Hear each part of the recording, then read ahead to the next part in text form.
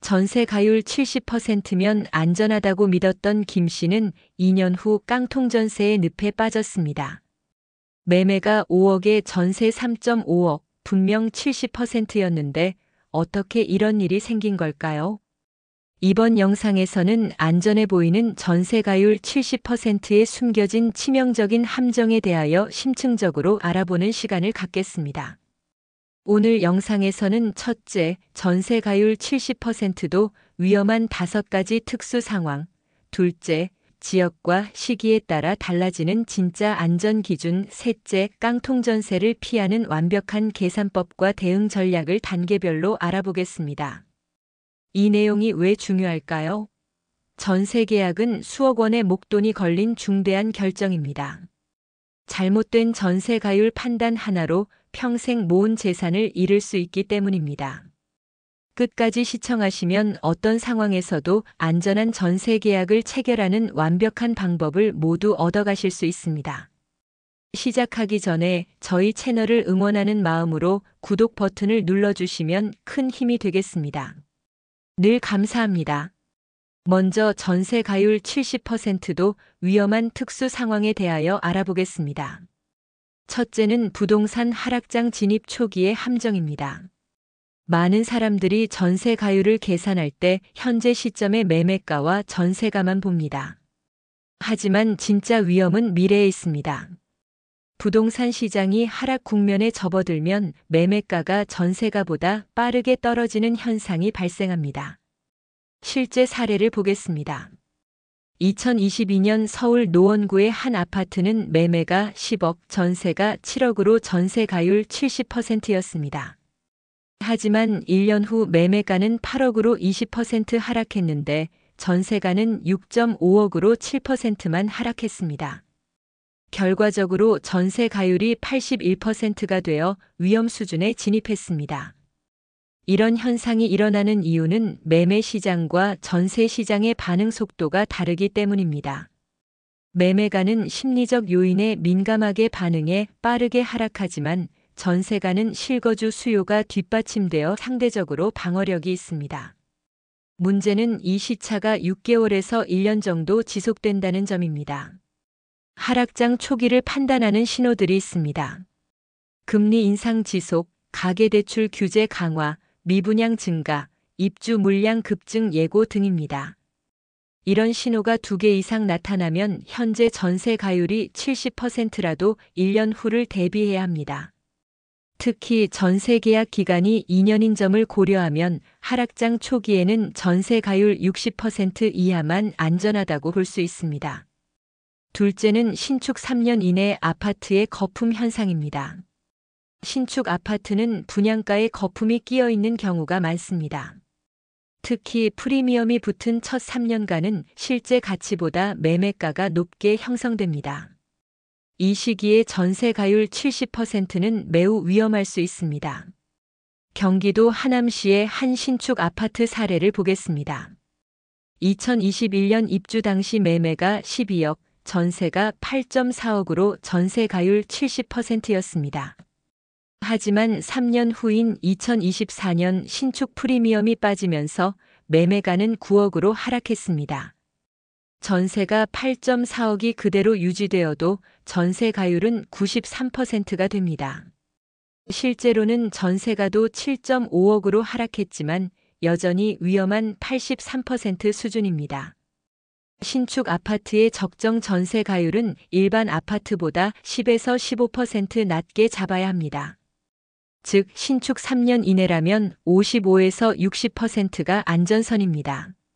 특히 분양가가 주변 시세보다 20% 이상 높았던 단지, 브랜드 프리미엄을 강조한 단지, 모델하우스 때부터 과열 향상을 보였던 단지는 더욱 보수적으로 접근해야 합니다. 입주 시점도 중요합니다. 대규모 단지가 동시 입주하는 시기에는 전세 물량이 쏟아져 나와 전세가가 급락할 수 있습니다. 1000세대 이상 대단지의 경우 입주 후 6개월에서 1년 사이가 가장 위험한 시기입니다. 다음으로 지역별 특수성과 위험 요인에 대하여 알아보겠습니다. 첫째는 재건축 예정 지역의 전세 수요 급감 현상입니다.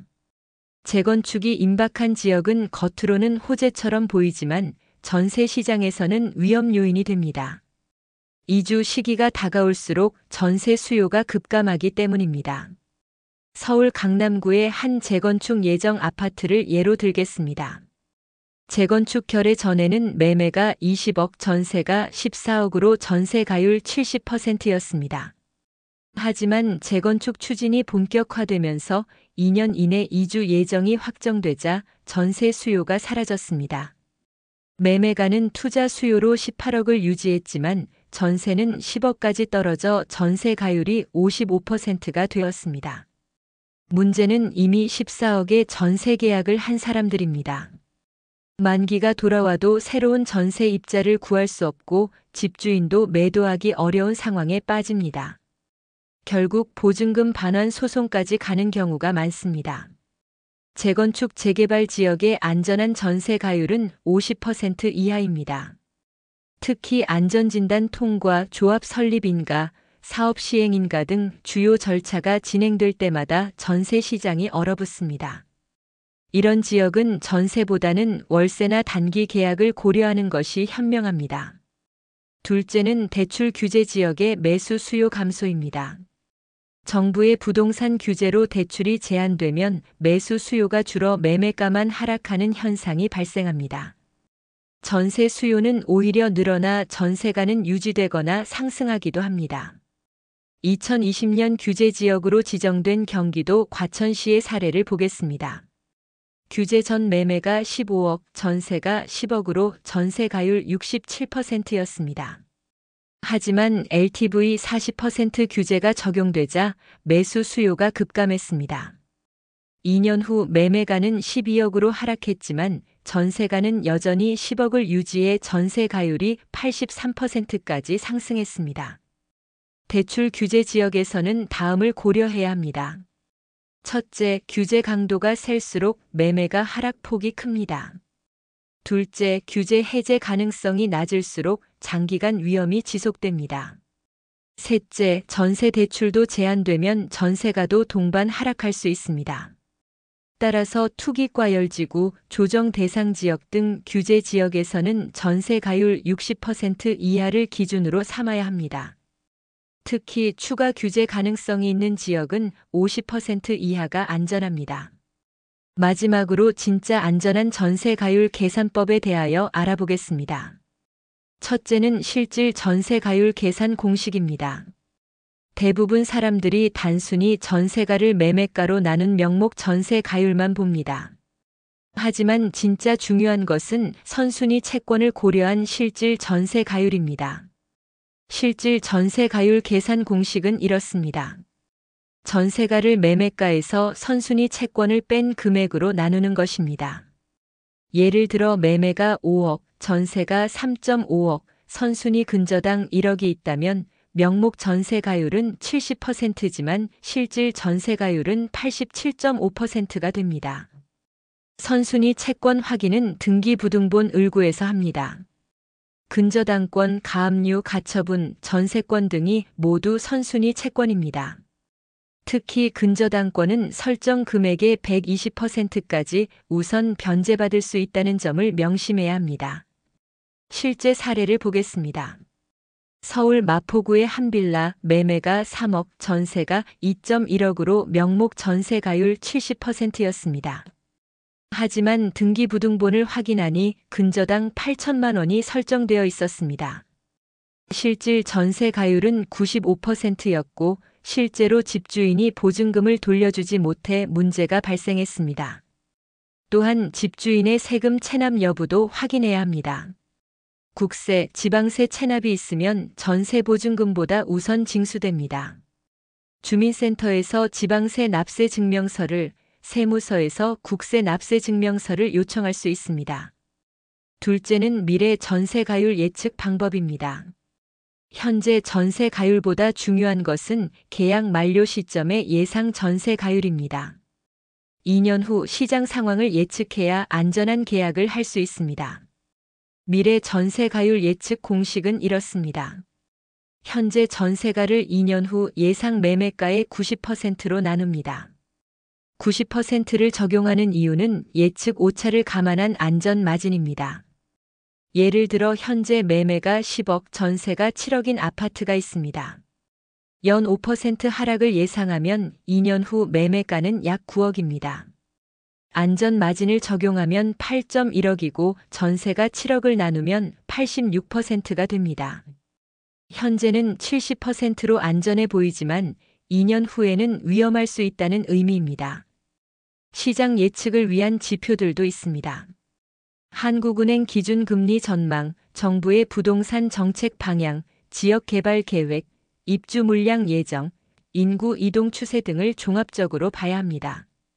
특히 해당 지역의 3년간 입주 물량이 기존 재고의 10%를 넘으면 가격 하락 가능성이 큽니다. 이제 지역별, 시기별 안전 전세 가율 기준을 정리해 보겠습니다. 강남 3구 같은 프리미엄 지역은 80%까지도 상대적으로 안전합니다.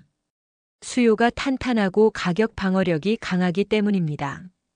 하지만 신도시나 외곽 지역은 60% 이하가 안전선입니다. 공급 과잉과 수요 변동성이 크기 때문입니다. 금리 상승기에는 모든 지역에서 10% 정도 낮춰 잡아야 합니다. 금리가 1% 오르면 주택 구매력이 10% 감소한다는 연구 결과가 있습니다.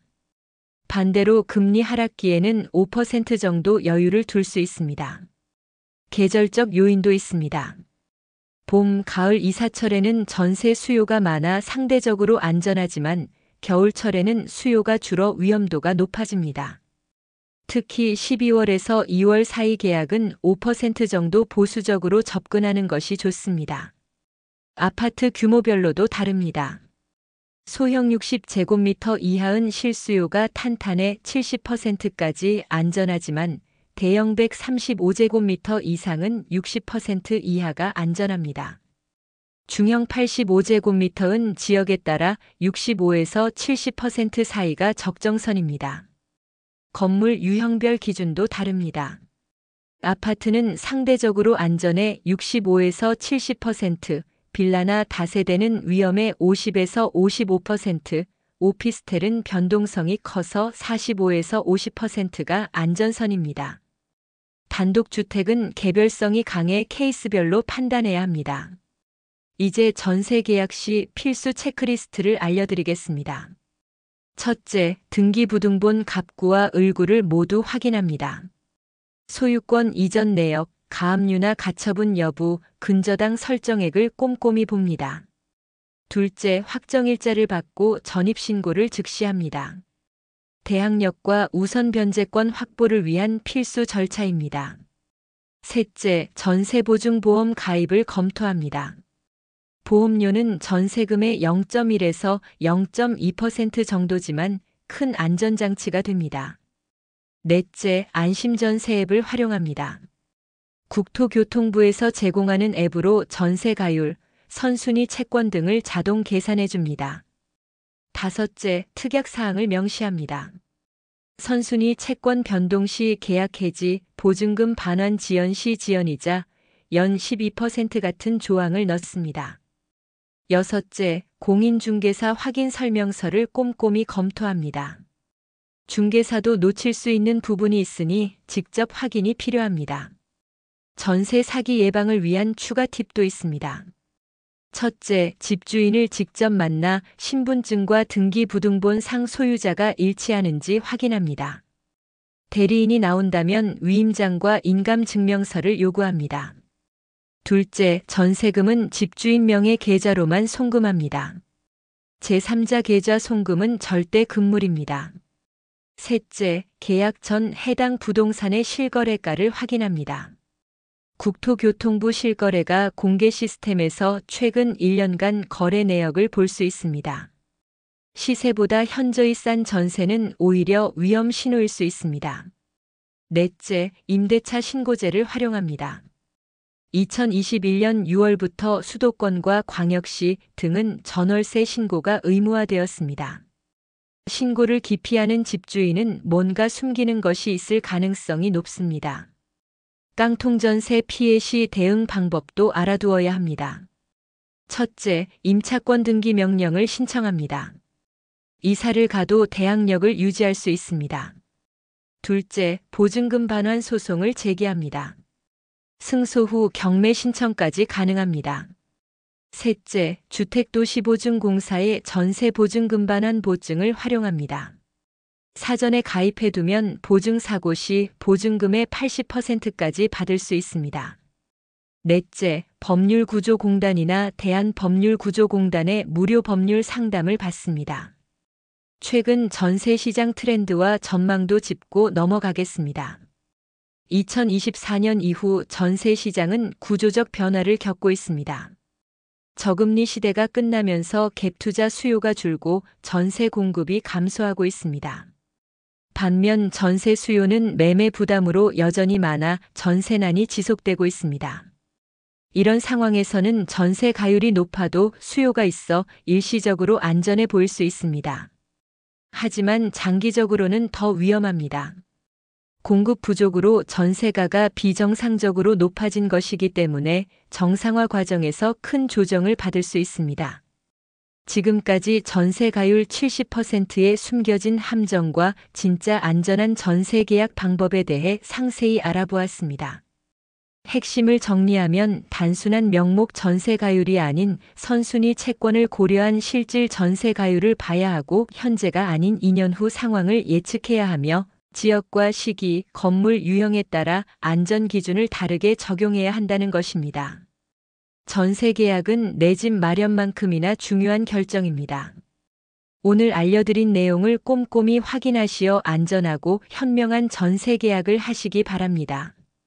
조금의 주의가 큰 피해를 막을 수 있다는 점을 꼭 기억하세요. 영상이 도움이 되셨다면 구독 버튼을 꼭 눌러주시고 전세 계약을 앞둔 소중한 분들에게 이 정보를 널리 공유해 주십시오. 다음에도 더욱 알차고 유익한 부동산 정보로 찾아뵙겠습니다. 시청해 주셔서 정말 감사합니다.